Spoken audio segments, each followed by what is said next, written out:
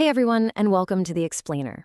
Today, we are unpacking a really fascinating piece of ancient text, the dawn of Precursor, Zechariah and the Gabriel prophecy.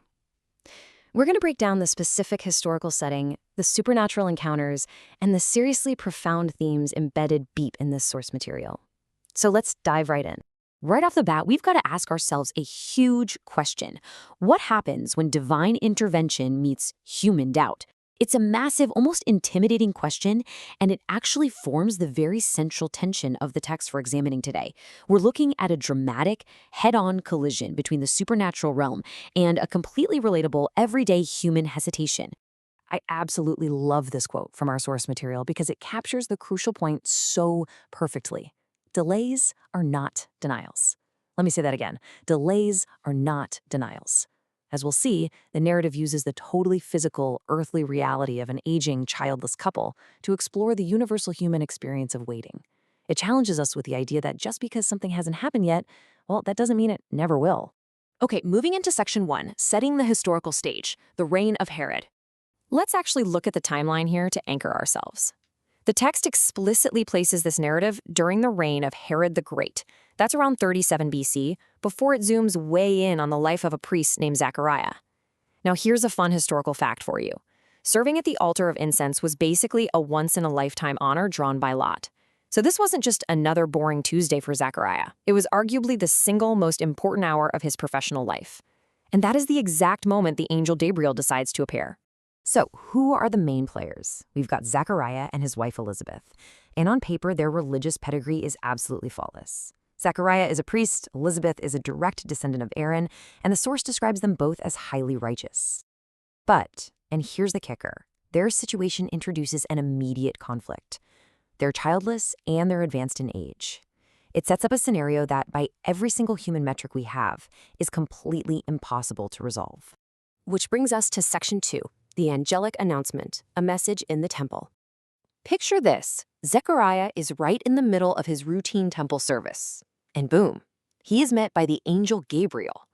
According to the text, Gabriel doesn't just give a vague promise. He delivers a highly specific prophecy. Elizabeth won't just bear a son. He absolutely must be named John.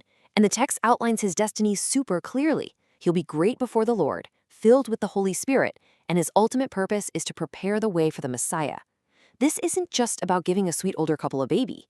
It's about setting a massive, history-altering theological sequence into motion. And this whole scene really hammers home a major teaching point from our source material. God's plan is presented as precise, purposeful, and totally rooted in prophecy. The text portrays these events not as some random acts of kindness, but as a highly organized, intentional structure.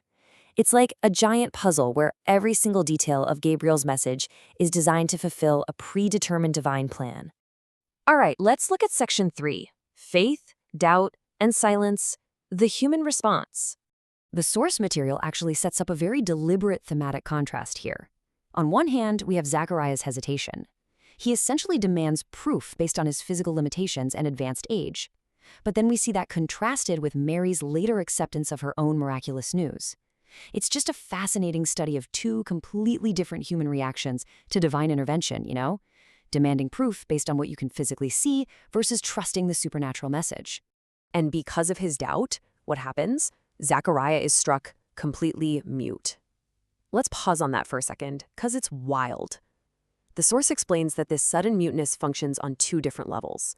Yes, it's a sign of discipline for his hesitation, for sure. But more importantly, it acts as this constant, unavoidable physical reminder of God's authority. His silence literally lasts until the prophecy is fulfilled, really enforcing the idea that human doubt simply cannot derail a divine declaration. Let's zoom out a bit for section 4, key themes and lessons beyond the narrative. If we map out the elements here, it's pretty incredible how the literal stuff symbolizes much bigger theological ideas. Zechariah's routine priestly duty, that shows us that the divine often meets us right in the middle of our daily faithfulness. Elizabeth's barrenness serves as a powerful symbol of human impossibility being overcome by divine power. And Gabriel's visit itself emphasizes that God works through totally ordinary people to achieve extraordinary purposes. So that brings us to the absolute core of this explainer. The crucial point we keep returning to is this. God's promises surpass human limitations. The source text literally goes out of its way to establish exactly how biologically and physically impossible this pregnancy is. Why? Purely to highlight that divine promises are not bound by the standard rules of human circumstance.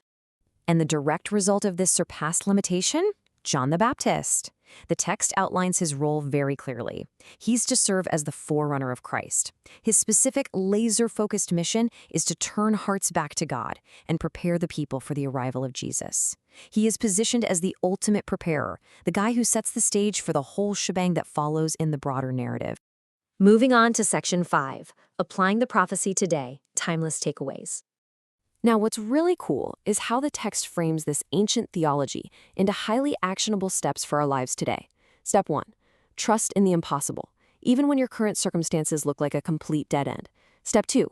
Recognize the need for preparation. We have to understand that preparing the ground is an essential phase before any greater work begins. And Step 3. Be faithful in small duties. The text strongly suggests that these boring, mundane routines might just be the exact setting for a much greater calling. Honestly, I find this next takeaway surprisingly comforting. Doubt can hinder, but God's plan remains absolutely unstoppable. Think about it. While Zechariah's very human doubt brought him a tough period of silence and discipline, it did absolutely zero to derail the overarching plan described in the text. The divine purpose was entirely unaffected by his human hesitation. As we wrap things up today, I want you to really think about a few discussion questions pulled from the source. First, why do you think Zechariah struggled so much to believe Gabriel's message? When you face a literal lifetime of disappointment, struggling to accept the supernatural is just an incredibly human reaction, isn't it? Second question, how does John's role as a forerunner inspire us? It really challenges us to consider how we can act as preparers in our own communities, laying the groundwork for positive change and helping other people find their way. And finally, what lessons can we learn about waiting on God's timing in our own lives? Remember our quote from earlier, delays are not denials? How do you handle the long, seemingly impossible delays in your own life? It is a deeply profound question to reflect on. Thank you so much for joining me for this explainer, and definitely keep asking great questions.